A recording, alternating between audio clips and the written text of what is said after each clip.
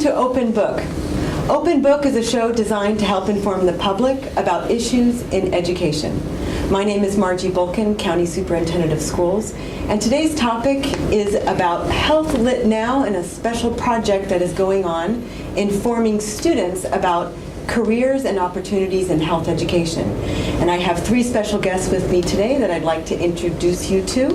And I'll start first with Dr. Stolp. Hello, I'm Todd Stolp, was the health officer and pleased to be working with this group to work on health literacy and health careers through this grant. Great, thank you Todd for being here. Larry Cope with the Economic Development Authority, but we also run the Innovation Lab, so we're a co-partner with them, providing space, providing location, and also providing some funding and trying to launch this initiative in the community. Excellent, thanks for being here. And my name is Barry Hillman. I've been a resident in Tuolumne County for about 35 years and a business owner. And after my retirement, decided that we should look into providing health literacy for the community. Hence, I'm now president of Health Lit Now. Well, we're anxious to hear more about this exciting program. So tell us about the motivation what motivated you to develop and work with this program. Maybe I'll start with you, Barry. Well, thanks, Margie. As I mentioned, I've been in the county for 35 years, and throughout that time, I've heard one constant lament, and that is that there are no jobs for our kids after they graduate from high school. So in conjunction with the Tuolumne County Economic Development Authority, we began investigating where those careers might be and learned, number one, that healthcare careers are the fastest growing careers in the nation. They're the fastest growing careers in California, and in fact, they are the fastest growing careers in the region. On top of that, we found that there are many careers or many jobs in healthcare that are going unfilled. So as a result, we went out and we were able to acquire grants from OSHPD, which is the Office of Statewide Health Planning and Development, matched by a grant from the Sonora Area Foundation, Tuolumne County Behavioral Health, the Tuolumne County Economic Development Authority, and the Economic Prosperity Council for Tuolumne County, which enabled us to fund this program. Wow, what an amazing collaboration. It really is. So the exploratorium, I guess that you call it, of healthcare and careers workshop, describe that. How did that play out?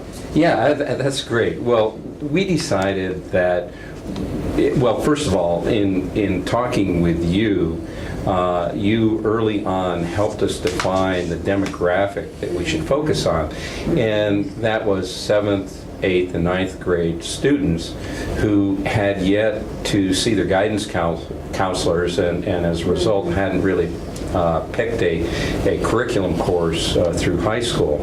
So with that in mind, we created what we call the Exploratorium of Healthcare Career Opportunities, which enables students to explore different options in healthcare. And the idea is to have these be fun, hands-on, non-didactic, engaging programs. So, Dr. Stolp, how does that work? It's so exciting to hear. I mean, the connection, obviously, between using data and demographics and need to inform this project. So how does that work then at the schools and who you're reaching, the population that you're reaching? Well, I have to confess that one of our secret weapons is that there is a natural curiosity folks have about health. It's very engaging. If you look at what people search on the Googles and the Yahoos of the world, a lot of it has to do with personal health. So we're using that as the bait to engage the kids. There was a aha moment that I had in practice, in family practice with my patients, that it was often in taking care of a patient or examining a child or a person where they would become interested in what you're doing and why you're doing it. And as a result, I was gratified to see many of the young ones enter healthcare fields. So our idea is that if we can just tease them enough with some information about health to make them want more, to want to look into it more, I think we can make some real headway. Simultaneously, as you know, there's something called the Next Generation Science Standards. There's a process of rebuilding educational curriculum in science. And Barry and I, in fact, the whole team, saw that this was a huge opportunity to introduce health curriculum into the science curriculum. And so that's all part of the picture. So I'm reminded that at kindergarten promotion ceremonies that I've witnessed in our county, they have a really touching moment where the child says what they want to be when they grow up. So this is fast forwarding to that still very impressionable age of 7th through 9th graders. Imagine I'm a 7th or 9th grader. To walk, maybe you'll demonstrate or walk me through how would you entice me into a field in healthcare? I am glad you brought that up. Okay. I'm going to get something ready. Barry, you want to talk about how the day goes with some of the kids? Sure. So normally we'll undertake a program with about 50 kids. And we have 6 workshop stations. There's one on the brain, the lungs, the heart, vision, hearing, and diet. And the kids are provided one of these paddles. And depending on the color of the paddle, there are 6 different colors, they're then directed to that particular station. And every 15 minutes, they rotate between these stations. So over a 2-hour period, actually an hour and a half, they're able to see all 6 stations. Wow. And they're provided information in here that they can take home with them. And at the same time, these paddles are provided to the schools so the teachers can continue to use them for formative assessment. Excellent. So Excellent. Todd might be able to show you just. Here we go. Okay, shall I stand up? Here you are. You are a 7th grade student.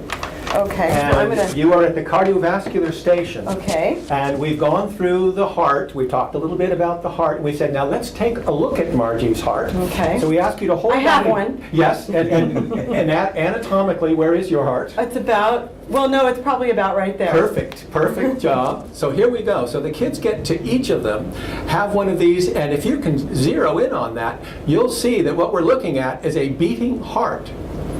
So the kids get a chance I'm alive. to actually see that. You'd be surprised in the process of putting this together when we go through Walmart. Barry has shown this to the gals in the cash register, and they stop selling things and say, "Oh, look at this!" And Oh my God. they've looked over things. This is what your heart would look like if you were a smoker, which you are not. I am not. Very Never good. have been. So the kids I never get a will chance. be. Right on. So those are the messages. They get a Excellent. chance to see a beating Wow. heart. It's like magic. It is. Over here we have some other examples of what we might show. This, again, in the cardiovascular setup, this is a model of a heart. You see we have a blood vessel, we have blood, and we have a heart. Okay, with a so the valve. blood is clear, but that's because it's not real blood. That's right. We actually did dye it once, but everything turned pink, so we okay, decided not to do that. But they can actually see the function of a heart. You can see that there's a valve on either side of the ventricle, so they understand what the ventricle is. And most importantly, you probably can't see this on the film, but here you can see a blood pressure that has a high number and a low number. And I would question your viewers how many of them actually understand what a systolic and diastolic blood pressure are. That's systolic when the heart contracts and diastolic when it relaxes. So it gives an impression, but they can see it. This is what happens after they read a book. This is a chance for them to use So their the head. systolic and diastolic is the number that's created to tell you what your blood pressure is? That's it. Okay. And we actually have them write it down. So they write down a blood pressure 120/80. So they recognize what it looks like. So they're learning a lot of little tidbits. But again, this idea, the idea of this program is only to give them enough to interest them. Right. What else do we have here? We've got various foods. We try to show them what foods actually look like in the rest of the world. Do you know what that is?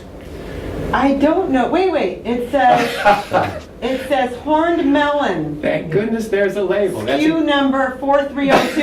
And it's real, it's not fake. And it's It a looks- difficult thing it to looks eat. fake. It does look fake. It's actually delicious. They're sort of tangy, but this is a fruit that's eaten in the rest of the world. All right. This is a pineapple guava that was grown in Sonora. Oh, wow. And these are crickets. Would you like to have a cricket? I'm going to pick one up. It is a cricket. And what might I do with this cricket? This is an edible cricket. It is freeze dried. And it is much more nutritious. Here, I'll eat one for me. Darn, I thought I would get you to eat one. But it's actually more nutritious than these. Oh my God. And so we're talking to them. I mean, if you look at a Cheeto, who would recognize that as food 100 years ago? No, This yeah. is much more nutritious and healthy. Wow. So we're making Very the kids, impressing. giving the kids light bulb moments, impressing them with something different that they'll carry with them. What else do we have here? Well, I'm just going to show a little bit of this because it does go on for a while. But if you look over here, this talks to them. This screen shows the action potentials of the muscles. And in this one, they not only move their muscles to see the electricity that comes out of the muscles when a nerve tells a muscle to relax. You can see now the action potentials of my muscles. Right. I look a little Active. nervous. Active. Now you can see me going on and off. You can talk a little bit about biofeedback on the screen. Each of those are little action potentials, electronic signals telling the muscle to contract. But we also then hook the children up to a device that allows when the person moves their wrist, their partner's wrist moves as well. And the kids love that. Biofeedback. Feedback. Yes, Yeah, that's go right. That's right. So they learn Excellent. that electricity is what operates our bodies just like it operates Wow. computers. And we leave them with that so they are interested to learn more. I think Barry and Larry are probably going to talk about what we have planned at the Innovation Lab for the kids to come to in April of 2016. Oh, excellent. Thank you for that demonstration. You're welcome. Maybe leave a couple crickets for me. I might eat them I'm glad you as said a that. consolation. I will give you some recipes. There are some Need great an afternoon snack. Yeah, an afternoon snack. That's fascinating. Thank you for that You're welcome. demonstration. So let's take a look or talk about how this may have had positive effects. And I have to admit, I went to one of the demonstrations that you did at Sonora Elementary, and I know you've been just at Sonora Elementary, but every school in our county. And I was so very impressed watching kids respond to these stations, and really also impressed at their level of understanding about science and just a fabulous hands-on approach to learning. How can, or what are the positive effects that this may have in helping increase their literacy around health? What are you seeing come out as an outcome of that? Well, one of the things I might point to is just this poster that we created. One of the things we try and convey to them is that virtually any career that they might choose can involve an element of health associated with it. So what we're doing here also is pointing out that at any educational level, there is a healthcare career that they can enter. So let's examine one Sure. a little closer. Let's take vocational post-secondary certificate careers. This bottom one, veterinary assistant, laboratory animal. Why don't you walk us through all of the different opportunities there? So one of the things that we find is that a lot of kids in Tuolumne County feel as though there aren't opportunities for them. And one of the reasons that we have this vocational post-secondary certificate careers on here is to show them that 6 weeks out of school, they can get a certificate to be a phlebotomist, for example. Wow. And that there are many, many other careers that are available to them at that level. Now, these were created from statistics published by the Bureau of Labor Statistics that are national statistics. And the careers that are emphasized here, that is, are graphically emphasized, are those that are the fastest growing, or in other words, the greatest opportunity. So at every level here, you can see a multitude of careers where there's tremendous opportunity for these kids. And down here at the bottom, what we try to show them is that upon graduation from high school, this is their level of health literacy, this trunk of the tree. And that as they progress, and they can in fact progress up this tree, they enhance their overall health literacy while at the same time achieving a higher occupational level. Right, and making a great contribution to community and their own Absolutely. and their own career development. Wow, I mean, just glancing at that, I see 75 careers there that are possible with this as the beginning ignition to that pathway. That's impressive.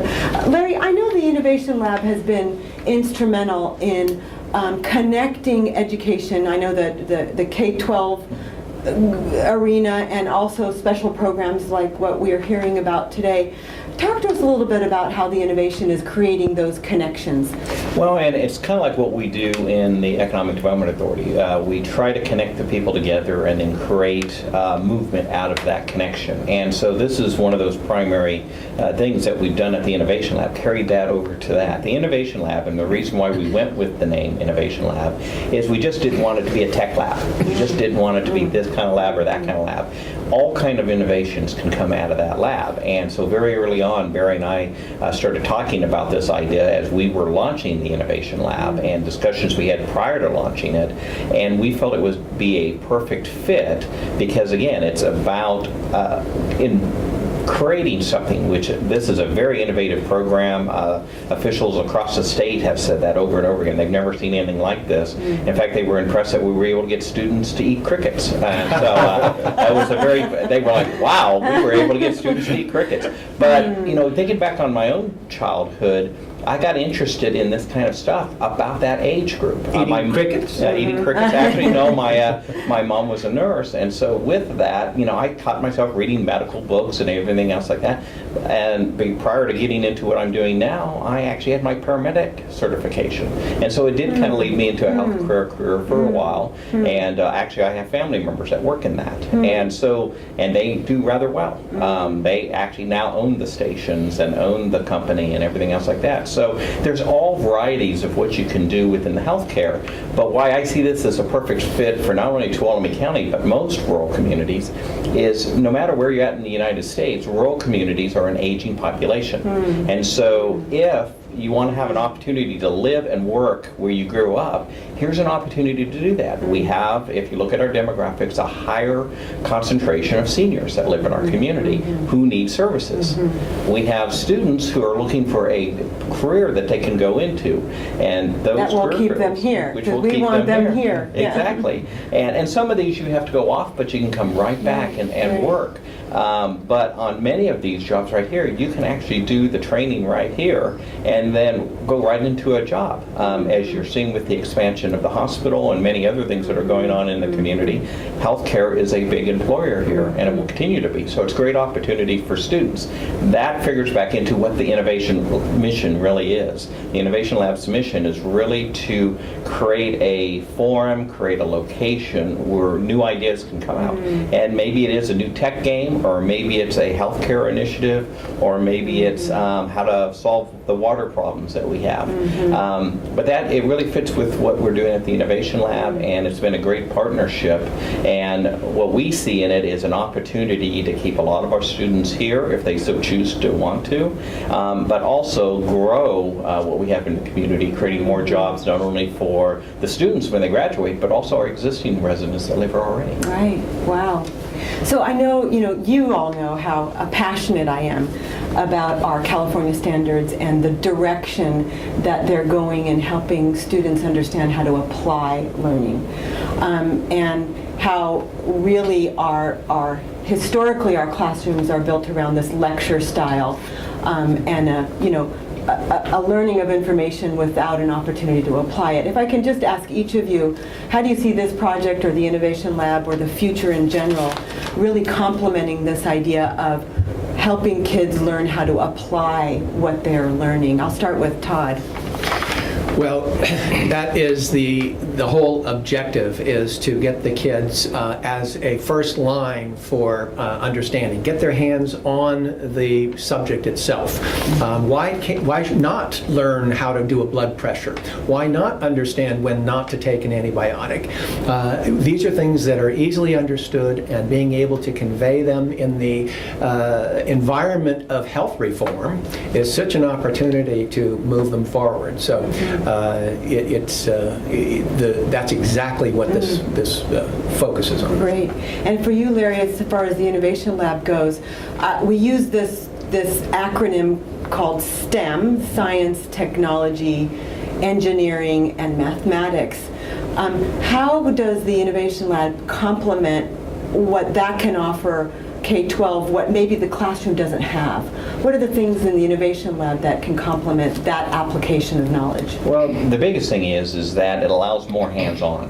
What it does is allow small groups or large groups, depending on what you want to do. It's very flexible. There's no set rules. There's no set boundaries, within limits, within the lab. So you can work together, and we have groups as small as 3 or 4 that come in with a teacher. We have larger groups that come in, and they can actually get hands-on practical application from everything from things that we're doing with Health Lit Now to 3D printing to audio and video recording, a number of different areas, but also how all of those cross. They can one-on-one touch, feel, be able to kind of say, okay, is this something I want to do? It's just not a book learning. They complements the book learning with additional hands-on. And also, as we have found out on like many of the displays that we have here to our right, it can get somebody interested in something that maybe they never even thought about before. So the big thing is more about turning the light bulbs on inside and saying, oh, this is something I've never thought about because this is kind of cool. Now I'll go and get the studies that I need for that. Very good. Barry, what are your thoughts? Well, early on, Margie, you and I, and Todd also had some discussions about how this fits with Common Core State Standards and also with the next generation science standards. So part of the focus that we had was to make sure that we incorporated those standards within the program. So with each one of these lessons, thanks to work with Glenn White, who is the STEM coordinator for the Superintendent of Schools office, Glenn helped us to make sure that there was this engagement of NGSS and Common Core State Standards as we compiled these particular workshop stations. So we're very much about kids being college and career ready. That's what this is about. That's the end game. And I want to go back to one other thing, is that we're not trying to convince kids to go into a healthcare career so much as we're trying to expose them to the opportunity. And one of the things that Todd is very good at doing is challenging them to think about a career that doesn't involve health or health care. So for example, we'll ask them, engineering, for example. Well, who do you think designs all those medical instruments? Who do you think designs prosthetics? Who do you think designs the truncated domes that are on sidewalks for handicap crossing? So by getting kids to think in that context, we really broaden their overall exposure to this environment of healthcare. Right, and what they're learning, how does it play out in the real world, in a real world context. Exactly. So as we get to near the close of our program, I'd love to share some of the highlights that you've experienced so far. I mean, such great success with this program. What are the highlights that come to your mind, if we can just bounce around. And let me start with you, Barry. Well, we've now had approximately 700 kids Wow. go through this program, and by the time we're finished, we anticipate that there will be somewhere in the order of 11 or 1,200 kids that experience the program. That's one of the highlights, but it wouldn't have been possible without the contributions of about 30 volunteers that we have. And these people come from throughout the community. So it has really been a tremendous community program. People from the health department, behavioral health, retired teachers, retired physicians, and so forth. And so that truly has been a remarkable achievement of the program and one of the great highlights for me. I'll jump to Todd. What about you? Well, here's a tale. Barry and I were having lunch at a local restaurant, and here were three young men sitting at a table enjoying their lunch. And we walked in, and they were all three had attended one of our sessions. And one of them stood up and said, "Hey guys, I'm the one that found out I was colorblind." He had never known before that he was color deficient, and he learned in the process of one of the visual stations that he was colorblind. You know, I was at that, not that station where that student was, but I did the same test, and I've learned that I'm not colorblind. So, and I've never done the test before. So, and then in the background, you learn that males are 8 times more Right, likely yeah. than females. So there's some science, integrating that science learning with the actual discovery is exactly what we're looking for. So that was a very positive thing, seeing what the a kids great in the neighborhood. confirmation, yeah. What about you, Larry, especially as it relates to the lab? Well, a couple things. Actually, the first part kind of does, but then the lab second is that the biggest thing I see is that students are getting an opportunity to learn about health.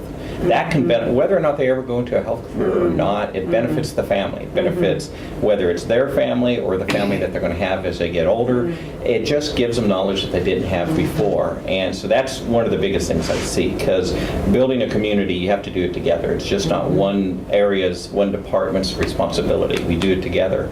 Going back to the lab, I think what it has done is also opened up the eyes of the community that never really knew what existed up at the Innovation Lab. You know, you can describe it many times, and you can find out that, wow, you know, we actually have this in Tuolumne County, and there's opportunities. Everyone's been a great partner. Glenn, with his office up there, has been a great partner. We're working with college and tying them into it. We actually have a small biomedical manufacturing gentleman who is starting up there. So what it's doing is bringing different components who never sat around the same table before, and then brought students in who never knew any of this was going on, or parents that never knew this was going on.